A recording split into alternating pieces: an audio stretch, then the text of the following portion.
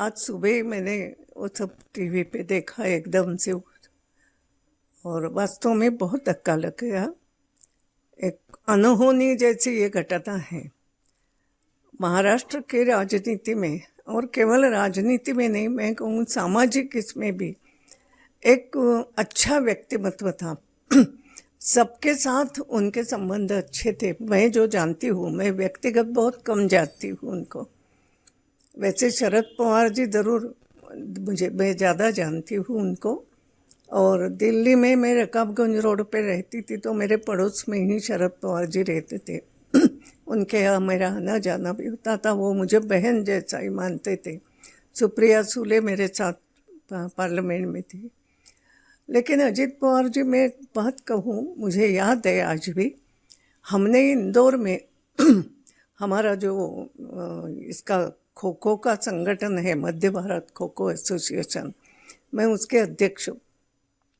और उस समय हमने इंदौर में खो खो का इंडोर स्टेडियम भी बना दिया, हमें आईडीए की मदद से करा था। और फिर हमने धीरे धीरे अखिल भारतीय यहाँ पर मैचेस करवाए, और हमने एशियन टूर्नामेंट्स इंदौर में करवाई थी। उस समय बहुत मेहनत करी थी, क्योंकि वो गद्दे पे जैसा वो इस पर होती है वो, और हमने वो सब हमारे यहाँ सुविधा उपलब्ध भी कराई थी, हॉल भी अच्छा। और वो टूर्नामेंट्स इंदौर में बहुत अच्छी हुई थी। और उस समय अजित दादा जो थे वो महाराष्ट्र के शायद खो खो एसोसिएशन के कुछ प्रमुख थे, और वो वहाँ बैठ के वो टूर्नामेंट्स देख रहे थे, क्योंकि डीडी पे हम वो सब उसका टीवी पे ये हो रहा था। और उन्होंने खुद हो के मुझे फ़ोन लगाया और कहा मुझे कि सुमित्रा ताई, आपने तो कमाल कर दी।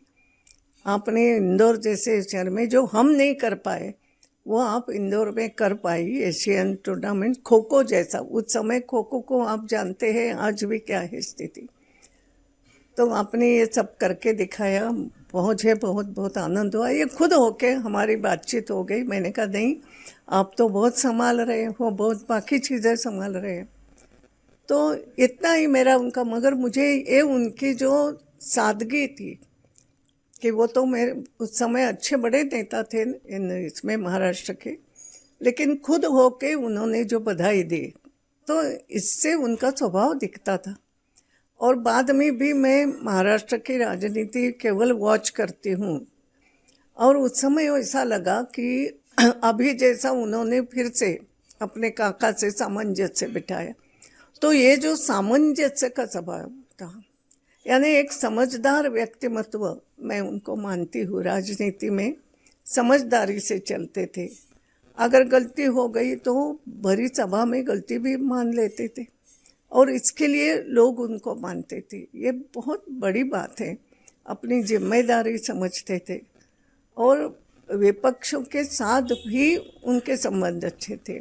सबसे कैसे मिल के चलना, तो एक अच्छा व्यक्तिमत्व। और आज मुझे याद आई कि भगवान को अच्छे व्यक्तिमत्व क्यों जल्दी उठाने की जल्दी होती है, मेरे समझ में नहीं आता। जैसे अपने माधवराव जी सिंधिया, बिल्कुल ऐसा ही हुआ था। वो एक्सीडेंट मुझे याद है, मैं उस समय मथुरा में थी, मैं मिनिस्टर थी। मथुरा में कुछ मीटिंग ले रही थी, और वहाँ न्यूज़ आई।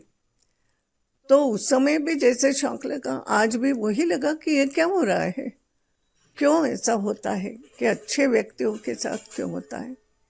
राजनीति में कुछ थोड़े से ही जो समझदार व्यक्तिमत्व, उसमें अजित पवार जी एक थे। और मेरी तरफ से तो श्रद्धांजलि। अब कभी कभी लगता है इस उम्र में मुझे ऐसी श्रद्धांजलि देना पड़े, ये भी बहुत दुख की बात है, मगर भगवान को जो पसंद वही होता है। तो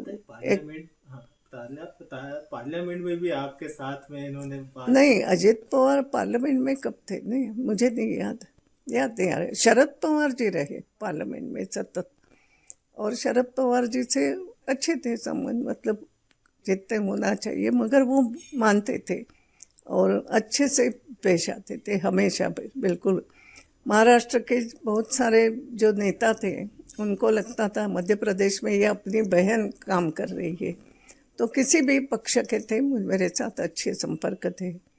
सुप्रिया भी मेरे अच्छे संपर्क में रहती थी।